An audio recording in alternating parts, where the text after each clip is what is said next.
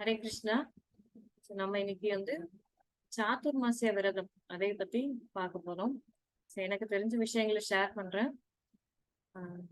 இந்த சாதுர்மாசியம் அப்படிங்கிறது பார்த்தோம் அப்படின்னா வைஷ்ணவர்கள் அவங்க எல்லாருமே ஃபாலோ பண்றாங்க. வைஷ்ணவர்கள் மட்டும் இல்ல, எனக்கு தெரிஞ்சு ஆந்திரா, கர்நாடகா, ஒடிசா, பெங்கால் இவங்க எல்லா ஸ்டேட்ஸ்லயுமே மோஸ்ட்லி நார்தர்ன் சைட் அவங்க எல்லாருமே இந்த சாதுர்மாசியம் அப்படிங்கறத ஃபாலோ பண்றாங்க. இந்த சாதுர்மாசிய விரதம், ஆஹ் சாதுர்மாசியம்னா என்ன அப்படிங்கறத பத்தி பார்க்கலாம். அந்த பீரியட் எப்போதுல இருந்து எப்போது வரைக்கும் அப்படின்னு சொல்லிட்டு பார்க்கலாம். சாதுர்மாசம் அப்படிங்கிறது ஆஹ் இந்த இந்த மாசம், அதாவது இந்த மாசம் ஆஹ் வைஷ்ணவ கேலண்டர் பத்தி வைஷ்ணவ கேலண்டர் படி பார்த்தோம் அப்படின்னா ஆஷாட மாசம், ஆஷாட மந்த் அப்படின்னு சொல்லிட்டு சொல்லுவாங்க. இந்த மாசத்துல வர பௌர்ணமி, இந்த பௌர்ணமியில இருந்து கார்த்திக் மந்த் அப்படின்னு சொல்லிட்டு வைஷ்ணவ கேலண்டர்ல இருக்கு. நம்மளுடைய கார்த்திகை மாசம் கிடையாது. கார்த்திக் மந்த் அப்படிங்கிறது வைஷ்ணவ கேலண்டர்ல இருக்கு. அந்த கார்த்திக் மந்த் அதுல வர்ற பௌர்ணமி வரைக்கும் இருக்கிற இந்த 4 மாசத்தை சாதுர்மாசியம் அப்படின்னு சொல்லிட்டு சொல்லுவாங்க. இந்த ஆஷாட மாசம் பௌர்ணமி திதியில இருந்து கார்த்திக் மந்த், கார்த்திக் மந்த் அப்படிங்கிறது வைஷ்ணவ கேலண்டர் படியான கார்த்திக் மந்த், அந்த மாசம் பௌர்ணமி திதி வரைக்கும் உள்ள இந்த 4 மாசத்துதான் சாதுர்மாஸ் அப்படின்னு சொல்லிட்டு சொல்லுவாங்க. இந்த சாதுர்மாஸ் எதுக்காக இந்த விரதத்தை நம்ம கடைபிடிக்கணும் அப்படின்னு சொல்லிட்டு பார்க்கலாம். இதுல என்ன மாதிரியான விரதத்தை கடைபிடிக்கணும் அப்படின்னு சொல்லிட்டு பார்க்கலாம். எதுக்காக அப்படிங்கறதும் பார்க்கலாம். இந்த சாதுர்மாஸ் அப்படிங்கிறது இப்ப நம்ம பீரியட் பார்த்துட்டோம். அந்த பீரியட்ல ஆக்சுவலா இது பார்த்தோம்னா நமக்குமே காத்து அதிகமா இருக்கிற மாசம் இல்லைங்களா? ஆடி காத்துல அம்மியும் நகரும் அப்படின்னு சொல்லிட்டு சொல்லுவாங்க இல்லைங்களா? அதனுடைய சரியான பழமொழி என்னன்னு எனக்கு தெரியல. நான் ஆடி காத்து அப்படிங்கிறது ரொம்ப அதிகமா இருக்கும் ஆடி மாசத்துல. அதுக்கப்புறமா ஐப்பசி மாசத்துல இது எல்லாமே கொஞ்சம் விண்டினுடைய மூவ்மெண்ட் அதிகமா இருக்கும் இல்லைங்களா? இந்த காத்து அதிகமா மூவ்மெண்ட் இருக்கக்கூடிய மாசங்கள் தான் இந்த 4 மாசங்கள். வெளியில தான் காத்து இருக்குது. அதுக்கு எதுக்கு நம்ம தவம் இருக்கணும்? நம்ம எதுக்காக விரதம் இருக்கணும் அப்படின்னா, வெளியில மட்டும் இல்ல, நம்ம பார்த்தோம் நம்ம உடம்புக்குள்ளேயும் வாயுக்கள் இருக்குது அப்படின்னு சொல்லிட்டு பார்த்தோம் இல்லைங்களா? அந்த வாயுக்களும் நம்ம உடம்புல இருக்கிற காத்தும் வாயுவும் ரொம்பவுமே டர்புலண்டா இருக்குமா? அதனுடைய எமோஷன்ஸ் பார்த்தோம் அப்படின்னா சரியான விதத்துல அமையாம இருக்கும். ஸோ ரெகுலேட்டட் மூமெண்ட்ஸ் இருக்காது நம்ம உடம்புல. அது எதனால அப்படின்னா, நம்ம கேள்விப்பட்டிருப்போம் இல்லைங்களா? கபம், வாதம், பித்தம் அப்படின்னு சொல்லிட்டு கேள்விப்பட்டிருப்போம் இல்லைங்களா? ஸோ இதுல அந்த வாதம் அப்படிங்கிற இந்த 3 விதமான நாடிகள்ல கபம், வாதம், பித்தம். இதுல வாதம் அப்படிங்கிறது என்னன்னா, நம்ம உடம்புக்குள்ள இருக்கிற அந்த காத்தினுடைய மூமெண்ட் அதையே பேஸ் பண்ணிதான் இந்த வாதம் அப்படிங்கிறது. இந்த இந்த வாதம் அப்படிங்கிறது நம்ம உடம்புக்குள்ள இருக்கிற காத்தினுடைய மூமெண்ட்டை பத்தி தெரிஞ்சுக்கிறது தான் இந்த வாதம்.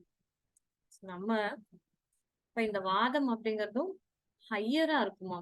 இந்த 4 மாசத்துல பார்த்தோம் அப்படின்னா இந்த வாத நாடி அப்படிங்கிறதும் ஹையரா இருக்கும். அப்படின்னா என்ன அர்த்தம்? நம்ம உடம்புக்குள்ளயும் இந்த ஏர்னுடைய மூவ்மெண்ட் அது ரொம்ப டர்புலண்டா இருக்கும். ரொம்ப டர்புலண்ட்னா ரொம்ப டிஸ்டர்ப்டா கண்ணா பின்னான்ட்டு சுத்திட்டு அந்த அப்படிதான் இருக்கு. சோ அது அந்த வாதம் அப்படிங்கிறது அஃபெக்ட் ஆயிருக்கும். அதே மாதிரி பார்த்தோம்னா பித்தம், பித்தமும் ஹையர் எண்ட்ல இருக்கும். சோ பித்த நாடியும் ஹையரா இருக்கும்போது அப்பயும் நமக்கு நிறைய என்ன மாதிரியான ப்ராப்ளம்ஸ் வரும் அப்படின்னா, வயிறு சம்பந்தப்பட்ட ப்ராப்ளம்ஸ் வரும், டைஜஷன் சம்பந்தப்பட்ட ப்ராப்ளம்ஸ் வரும், கேஸ்ட்ரோ இன்டெஸ்டினல் ப்ராப்ளம்ஸ் வரும். ஸோ இப்படி நம்மளுடைய டைஜஷனும் நம்மளுடைய உடம்புக்குள்ள இருக்கிற அந்த வாயுனுடைய மூவ்மெண்ட்டும் சரியா இருக்காத போது என்ன ஆகும் அப்படின்னா, சரி சின்னதா ஒரு சளி வந்தாலே, தலை சுத்தினாலே, தலை வலிச்சாலே என்ன ஆகுது? நம்மளுடைய ரொட்டீன் லைஃப் டிஸ்டர்ப் ஆகுது இல்லைங்களா?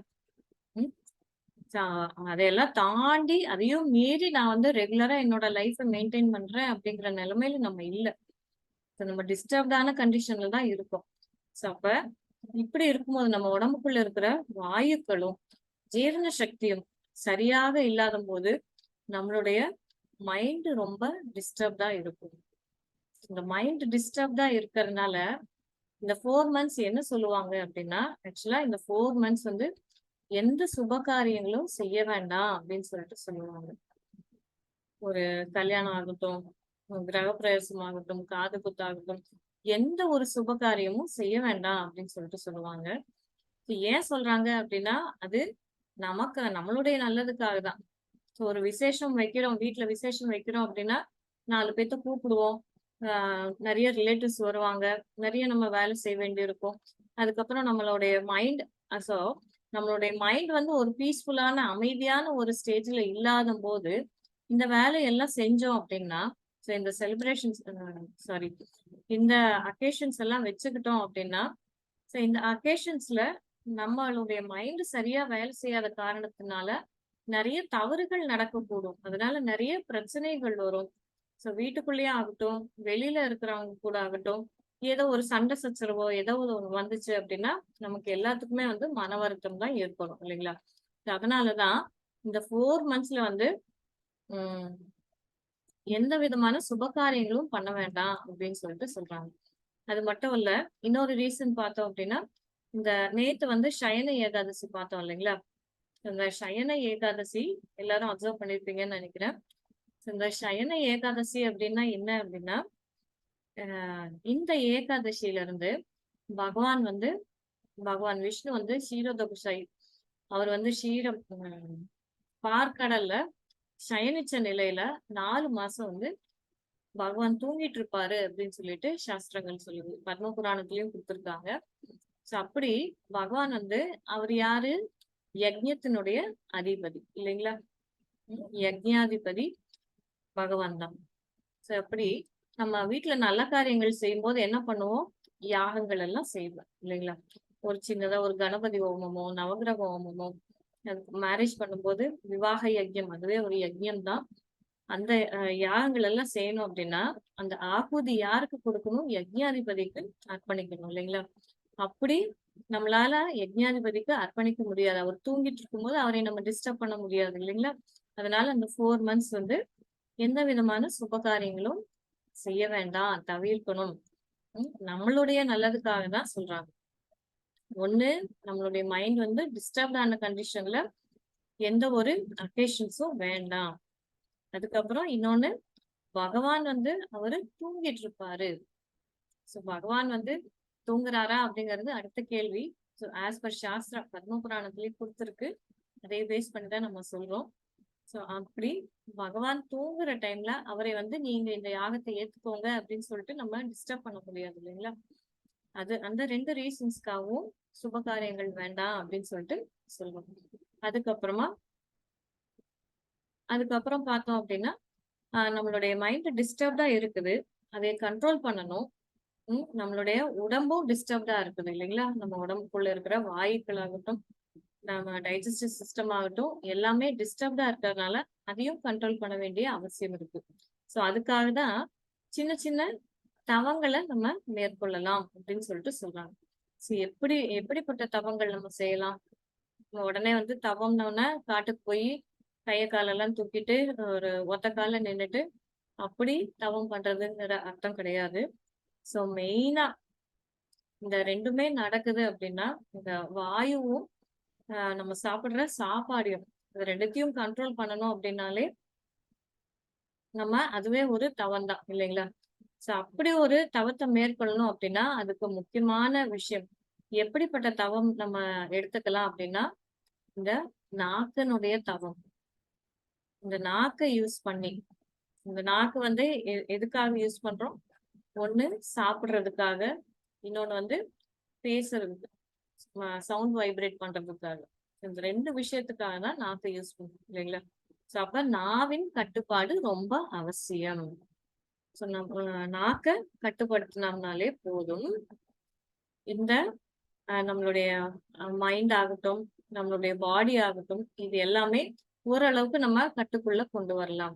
நம்மளுடைய ஆச்சாரிய ஸ்ரீல பிரபுபாத் வந்து நமக்கு ரொம்ப ரொம்ப ரொம்ப கம்மியான தவத்த தான் நமக்கு குடுத்திருக்காரு. அப்படி அந்த நாக்கனுடைய தவம் என்ன அப்படின்னா, இந்த 4 மாசத்துல ஒரு சில பொருட்களை நம்ம அவாய்ட் பண்ணணும். நம்ம சாப்பிடுற சாப்பாடுல வந்து ஒரு சில பொருட்களை அவாய்ட் பண்ணணும். அது எப்படிப்பட்ட பொருட்கள் அப்படின்னா, ஃபர்ஸ்ட் மந்த் சாத்துர் மாசத்துல முதல் மாசத்துல கீரை வகைகள் அவாய்ட் பண்ணணும். ஏன் கீரை வகைகள் அவாய்ட் பண்ண சொல்றாங்க அப்படின்னா, அது ஒரு சயின்டிபிக்கல் ரீசன் என்ன அப்படின்னா, இந்த டைம்ல இந்த மழை காலத்துல ஆகட்டும், இந்த காத்து காலத்துல வர இந்த கீரை வகைகள் பார்த்தோம் அப்படின்னா, நிறைய பூச்சி இருக்கும். அந்த கீரையில நிறைய பூச்சி இருக்கும், இன்ஃபெக்ஷன்ஸ் இருக்கும். அதுக்கப்புறம் எங்கெங்கேயோ இருக்கிற தண்ணி எல்லாம் வந்து அடிச்சுட்டு வந்திருக்கும். ஸோ இதனால இது ஒரு சயின்டிபிக்கல் ரீசனும் கூட.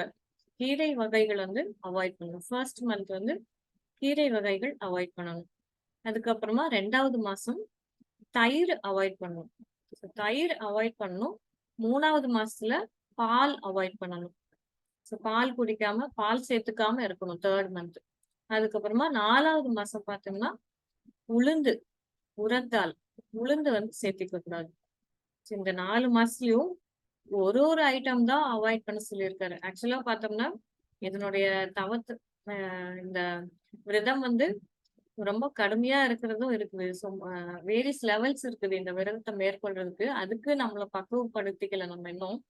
ஸோ வேரியஸ் லெவல்ஸ்ல இருக்கு. ஆனா இருக்கிறதுலயே மினிமம் லெவல் என்னன்னா இதுதான். நம்மளுடைய நாக்கு அடக்கிறதுக்கு ஃபர்ஸ்ட் மந்த் என்ன பண்றோம்? கீரை வகைகளை அவாய்ட் பண்றோம். 2வது மாசம் தயிர் சேர்த்திக்காம இருப்போம். 3வது மாசம் பால் சேர்த்திக்காம இருப்போம். அதுக்கப்புறமா 4வது மாசத்துல உரத்தால் உளுந்து சேர்த்தாம இருக்கும். ஸோ இந்த சாத்துர் மாசத்துல பிரபுபாத் கொடுக்குற மினிமம் ரெக்குவயர்மெண்ட் இதுதான். மினிமமான தவம் இதுதான். இந்த மினிமம் தவத்தை நம்ம எடுத்துக்கலாம். அது மட்டும் இல்லாம ரொம்ப ரொம்ப முக்கியமான தவம் ஒண்ணு இருக்குது. இந்த நாக்கனுடைய தவம். அதுதான் வந்து பகவானுடைய நாமங்களை உச்சரிக்கிறது. ஹரே கிருஷ்ண ஹரே கிருஷ்ண கிருஷ்ண கிருஷ்ண ஹரே ஹரே, ஹரே ராம ராம ராம ஹரே ஹரே. ஸோ பகவானுடைய இந்த நாமங்களை, இந்த மகா மந்திரத்தை நம்ம எப்பயுமே நம்மளுடைய நாக்கை வச்சு நம்ம வைப்ரேட் பண்ணிக்கிட்டே இருந்தோம் அப்படின்னா, இந்த சவுண்ட் வைப்ரேஷன் பகவானுடைய நாமங்கள், பகவான் வந்து சாட்சாத் பகவானே அவருடைய நாமங்கள்ல இருக்காரு இல்லைங்களா? அப்படி இருக்கும்போது அவர் வந்து நமக்கு ஹெல்ப் பண்ணுவார். எதுக்கு? நம்மளுடைய நம்மளுடைய ஆட்டிடியூட பேஸ் பண்ணிதான் ஆகும். சோ இவன் எதுக்காக இந்த தவம் இருக்கான், எனக்காக இதை பண்றானே அப்படின்னு சொல்லிட்டு பகவான் வந்து சரி நம்ம இவனுக்கு வந்து ஏதோ ஒரு விதத்துல ஹெல்ப் பண்ணலாம். இவன் எதுக்காக இது பண்றான்? தன்னுடைய மனசை கட்டுப்படுத்துறதுக்காக தான் பண்ணிட்டு இருக்கான். மனசை கட்டுப்படுத்த முடியாத நிலையில நம்மள கூப்பிடுறான். சோ நம்ம வந்து அவனுக்கு ஹெல்ப் பண்ணலாம் அப்படின்னு சொல்லிட்டு பகவான் மேல நம்ம மனசை நிலைநிறுத்தத்துக்கு ட்ரை பண்ணும்போது அவரும் வந்து நமக்கு ஹெல்ப் பண்ணுவாரு. சோ பகவானும் பகவத்கீதையில சொல்றாரு, எவ்வளவு தூரம் நம்ம வந்து எஃபர்ட் எடுக்கிறோமோ அவ்வளவு தூரம் நானும் மெர்சி காட்டுவேன். ஏயதா மாம் பிரபத்தியந்தே தாம் சதைவ விஜாமியகம். எவ்வளவு தூரம் என்னைய வழிபடுறாங்களோ அதுக்கு தகுந்த மாதிரியான ரெசிப்ரோகேஷன் நான் கொடுப்பேன் அப்படின்னு சொல்லிட்டு பகவான் நமக்கு அஷூரன்ஸ் கொடுக்குறாரு இல்லைங்களா? அதனால நம்ம வந்து நம்மளுடைய மைண்ட் ஆகட்டும், பாடி ஆகட்டும் எதுவுமே நம்மளுடைய கண்ட்ரோல்ல கிடையாது அப்படிங்கறத நம்ம புரிஞ்சுக்கணும். அதுக்காக பகவானுடைய நாமங்களை நம்ம உச்சரிச்சு இந்த இந்த மந்த்னுடைய மேக்சிமம் பெனிஃபிட், இந்த மந்த் மேக்சிமம் இந்த 4 மாசங்கள்ல எவ்வளவு மேக்சிமம் நம்ம யூஸ் பண்ணிக்க முடியுமோ அவ்வளவு தூரம் யூஸ் பண்ணிக்கலாம். சோ அதுக்காக தான் பார்த்தோம்னா நம்மளுடைய வைஷ்ணவ ஃபெஸ்டிவல்ஸும் நிறைய வரும். இந்த சாத்துர் மாசத்துல நிறைய ஃபெஸ்டிவல்ஸ் வரும். இப்ப பார்த்தோம்னா பகுலாஷ்டமி, கோபாஷ்டமி, கோவர்தன் பூஜா, பகவானுடைய ஜென்மாஷ்டமி, பலராம் பூர்ணிமா, அதுக்கப்புறம் ரக்ஷா பந்தன், அதுக்கப்புறம் ஸ்ரீமதி ராதாராணியோட ஜென்மதினம், அப்பியரன்ஸ் டே, ராதாஷ்டமி, கோவர்தன் லீலாஸ் நடந்தது. அதுக்கப்புறம் பார்த்தோம்னா சில பிரபுபாத் நம்மளுடைய ஆச்சாரியனுடைய அப்பியரன்ஸ் டே, இது எல்லாமே ஜுல்லன் யாத்ரா, அதுக்கப்புறம் நவராத்திரி ஃபெஸ்டிவல், தசரா, இது எல்லாமே பார்த்தோம் அப்படின்னா இந்த 4 மந்த்ஸ்ல தான் வரும்.